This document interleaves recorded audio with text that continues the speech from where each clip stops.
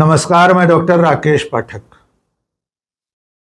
आपने प्रधानमंत्री नरेंद्र मोदी का गुजरात के भुज में दिया गया वो भाषण सुन लिया होगा, जिसमें वे विदेशी सामान के बहिष्कार की अपील कर रहे हैं।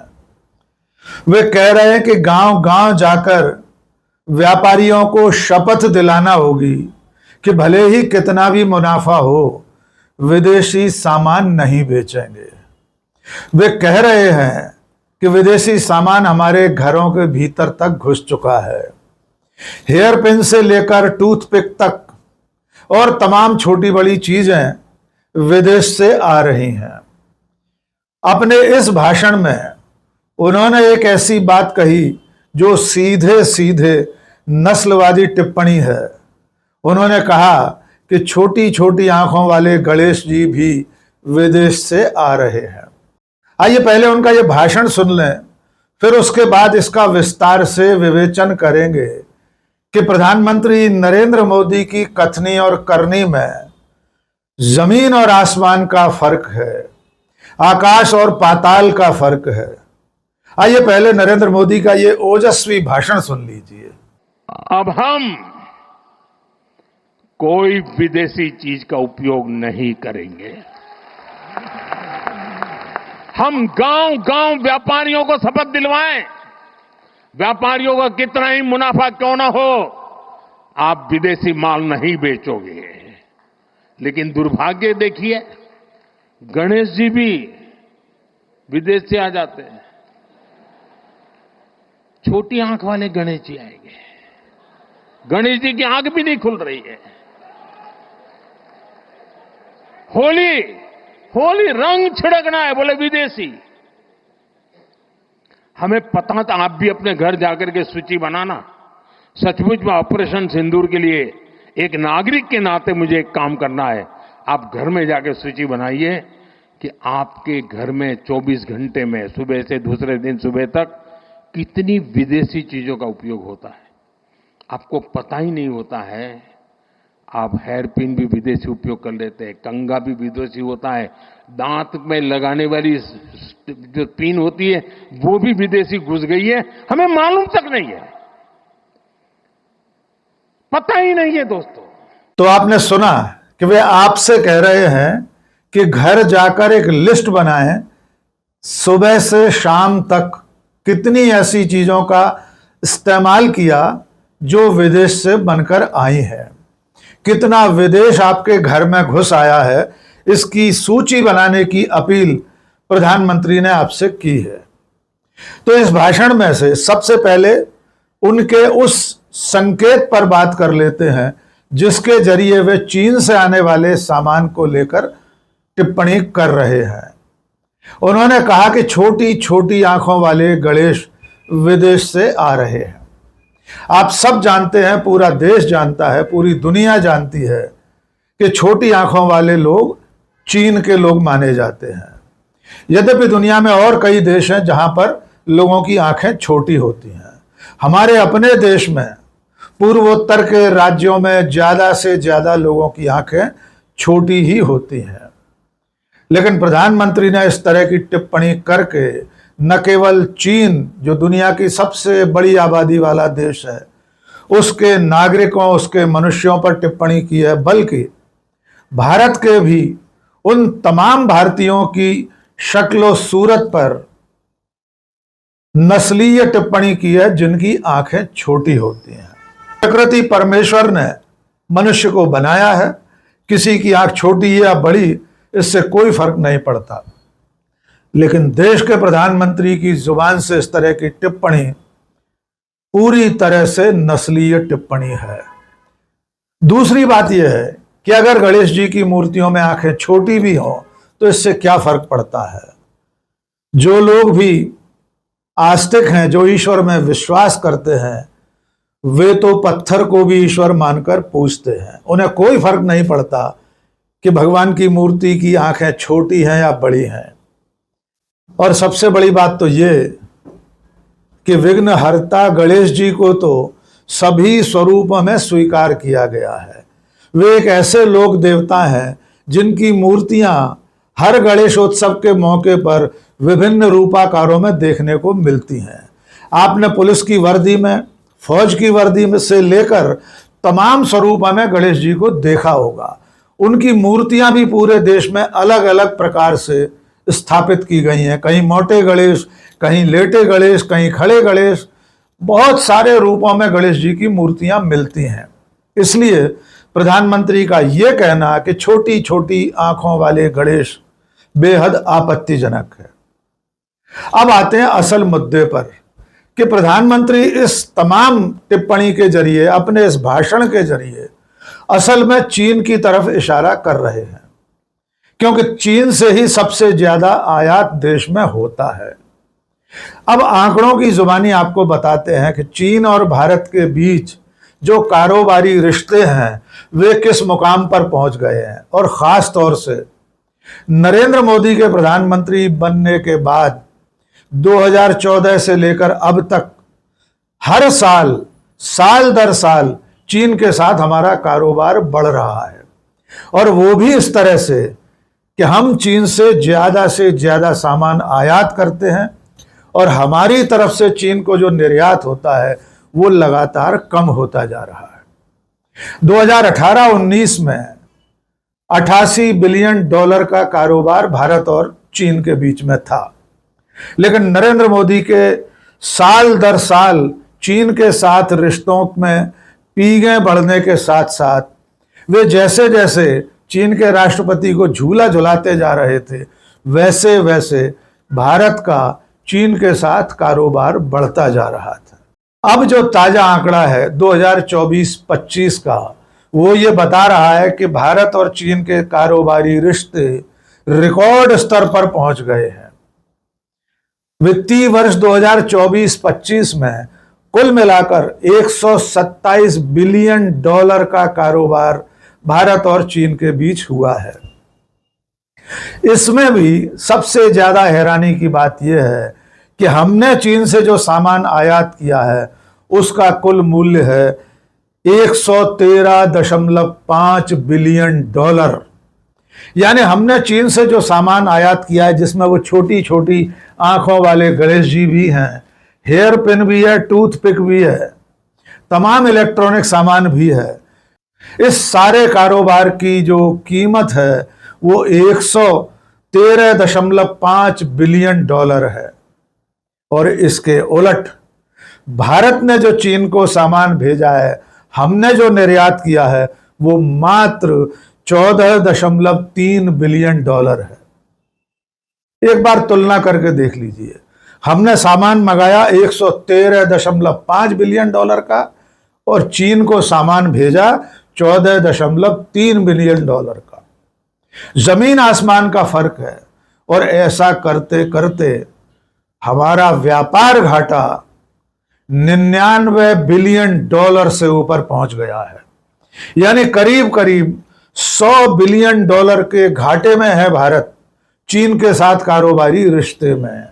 और प्रधानमंत्री कह रहे हैं कि विदेशी सामान का बहिष्कार करो। भले ही कितना भी घाटा हो जाए, विदेशी सामान नहीं बेचना है। गांव-गांव जाकर वे व्यापारियों को शपथ दिलाने की बात कर रहे हैं। और हकीकत यह है कि घाटा तो देश को हो चुका है। 100 बिलियन डॉलर का घाटा पिछले साल दर्ज किया गया है। एक और बात जान लीजिए, दुनिया में जितने देश हैं, जितने देशों से भी हम सामान आयात करते हैं, अलग अलग तरह की सामग्री, उनमें सबसे ज्यादा आयात हमारा चीन के साथ है। यानी रूस, अमेरिका, जापान, जर्मनी और दुनिया के जितने देशों से भारत में आयात होता है, उसमें भी चीन सर्वोपरि है। अब आपको एक और महत्वपूर्ण घटना याद दिलाते हैं। आप सबको याद होगा, सन 2020 में चीन के हमले में हमारे 20 जवान शहीद हो गए थे। गलवान घाटी में चीनी अतिक्रमण के समय चीन के सैनिकों ने हमारे 20 जांबाज सैनिकों को शहीद कर दिया था। उसके बाद क्या हुआ था? आपको याद होगा कि प्रधानमंत्री ने कहा था, न कोई घुसा है न कोई घुस आया है। आइए वो बयान भी सुन लीजिए। न वहां कोई हमारी सीमा में घुस आया है, न ही कोई घुसा हुआ है, न ही हमारी कोई पोस्ट किसी दूसरे के कब्जे में है। लद्दाख में हमारे 20 जाबाज शहीद हुए, लेकिन जिन्होंने भारत माता की तरफ आंख उठाकर देखा था, उन्हें वो सबक सिखा कर गए। गलवान घाटी के हमले के बाद आपको याद होगा कि सरकार और सरकार के समर्थकों ने बाइकॉट चीन का अभियान शुरू किया था, यद्यपि सरकार ने कभी चीन का नाम नहीं लिया।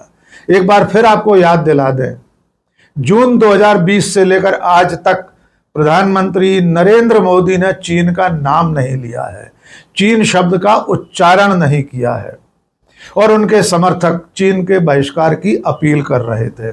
गलवान के बाद बाइकॉट चीन का अभियान चला था, लेकिन हकीकत यह है कि 2020 के गलवान घाटी के हमले के बाद से हर साल भारत का चीन के साथ कारोबार बढ़ता रहा है। यानी आपसे अपील की गई कि दिवाली पर चीनी झालरें न लटकाएं, लेकिन सरकार धंधा बढ़ाती रही। सरकार ने उस वक्त औपचारिक रूप से चीनी मालिकाना हक वाली कंपनियों के 50 ऐप्स प्रतिबंधित किए थे भारत में, लेकिन उससे भी कुछ बिगड़ा नहीं चीन का। यहां तक कि गलवान की घटना के बाद हमारा चीन के साथ कारोबार 5% बढ़ गया था।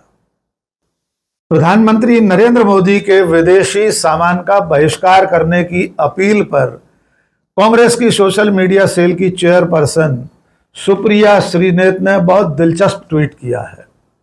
जैसे प्रधानमंत्री ने कहा कि घर जाकर सूची बनाएं कि आज दिन भर में कितने विदेशी सामान का इस्तेमाल किया, तो सुप्रिया ने उसके जवाब में प्रधानमंत्री को ही कटघरे में खड़ा कर दिया है। सुप्रिया ने लिखा है कि मोदी जी छोटी आंखों वाले गणेश जी की मूर्ति का हवाला देकर चीन में बने प्रोडक्ट की बात कर रहे हैं, लोगों से कह रहे हैं कि वे स्वदेशी चीजों का इस्तेमाल करें, बहुत अच्छी बात है, लेकिन एक बात तो बताइए मोदी जी, आपने जो चीन के साथ लगातार व्यापार बढ़ाया, हमारे बीच व्यापार घाटा $100 बिलियन पहुंचा दिया, उसका जवाब कौन देगा? लेकिन असल आईना इसके बाद दिखाया है। सुप्रिया ने पूछा है, आप खुद BMW, मर्सिडीज जैसी विदेशी गाड़ियां क्यों इस्तेमाल करते हैं? आप मॉन्ट ब्लैंक का पेन क्यों इस्तेमाल करते हैं? आपकी घड़ी मोवाडो की क्यों है? आपका चश्मा मेबैक और बल्गरी का क्यों है? आप एप्पल का फोन क्यों इस्तेमाल करते हैं? आपकी कथनी और करनी में उतना ही अंतर है जितना दिन और रात में। इस तरह की बहुत सारी टिप्पणियां नरेंद्र मोदी के भाषण के बाद सोशल मीडिया पर देखने को मिल रही हैं।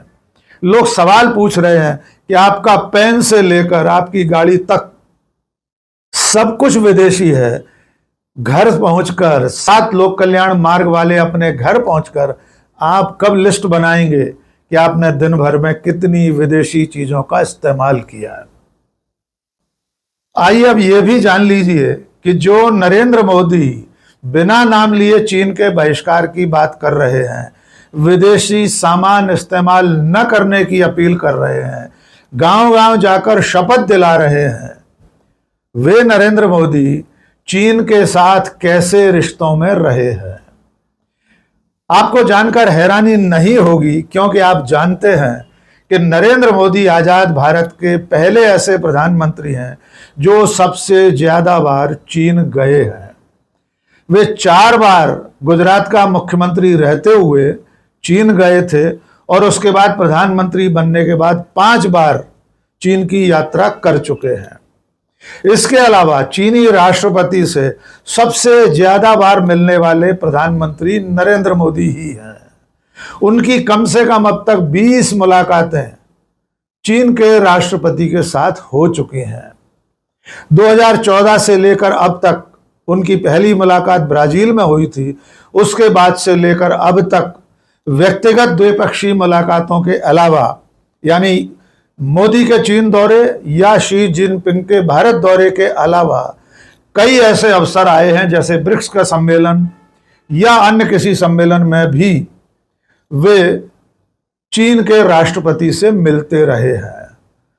वे गुजरात में चीन के राष्ट्रपति को झूला झुला रहे थे। इसके अलावा भी उनकी इतनी तस्वीरें हैं जो हम आपको स्क्रीन पर दिखा रहे हैं, जिनसे आप देख सकते हैं कि नरेंद्र मोदी किस तरह चाय बनाकर चीन के राष्ट्रपति को पिलाते थे, किस तरह झूला झुलाते थे, किस तरह गले मिलते थे।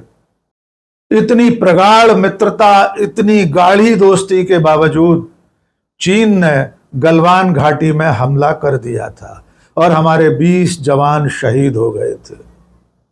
उस घटना के बाद नरेंद्र मोदी की सिर्फ एक औपचारिक मुलाकात चीन के राष्ट्रपति के साथ हुई है, यद्यपि अगली एक मुलाकात इसी साल लगभग तय है। तो जिस चीन का नाम लिए बिना प्रधानमंत्री नरेंद्र मोदी विदेशी सामान के बहिष्कार की अपील कर रहे हैं, उसके साथ सबसे करीबी रिश्ता तो उनका खुद का रहा है। उनके अलावा उनकी पार्टी के लोग 2009-10 से लेकर अब तक न जाने कितनी बार चीन जाते रहे। चीनी कम्युनिस्ट पार्टी के कामकाज को समझने के लिए राम माधव, शिवराज सिंह चौहान, भगत सिंह कोश्यारी, अरुण सिंह, बड़े बड़े बीजेपी पदाधिकारी, तरुण विजय जैसे लोग चीन जाते रहे हैं और चीन की कम्युनिस्ट पार्टी के साथ साझेदारी में संगठन चलाने की शिक्षा दीक्षा भी लेते रहे हैं। चीन के साथ बीजेपी और नरेंद्र मोदी के रिश्ते छुपे हुए नहीं हैं। इसीलिए गलवान घाटी के हमले के बाद भी नरेंद्र मोदी ने चीन का नाम नहीं लिया था। उन्होंने स्पष्ट कह दिया था, न कोई घुसा है न घुस आया है। आज भी यह प्रश्न अनुत्तरित है कि फिर हमारे 20 जवान किसकी गोलीबारी में, किसके हमले में शहीद हुए थे, क्योंकि प्रधानमंत्री नरेंद्र मोदी तो चीन का नाम लेने को भी तैयार नहीं है। और अब भी जब वे भुज में छोटी छोटी आंखों वाले गणेश जी का हवाला दे रहे थे, गणेश जी की मूर्तियों का हवाला दे रहे थे, तब दरअसल वे चीन की तरफ ही इशारा कर रहे थे, लेकिन तब भी वे चीन का नाम नहीं ले सके। तो अब आपको तय करना है कि आपको कसम खाकर, शपथ लेकर विदेशी सामान का बहिष्कार करना है, या मोदी जी की तरह जैसे वे विदेशी सामान बरत रहे हैं, जैसे वे अपने पेन से लेकर चश्मे तक हर चीज विदेशी ही बरतते हैं, वैसे आप भी बरतते रहें, आप भी इस्तेमाल करते रहें और भारत सरकार, मोदी की सरकार चीन के साथ अरबों खरबों डॉलर का कारोबार करती रहे। इस कथनी और करनी के फर्क को आपको समझना है।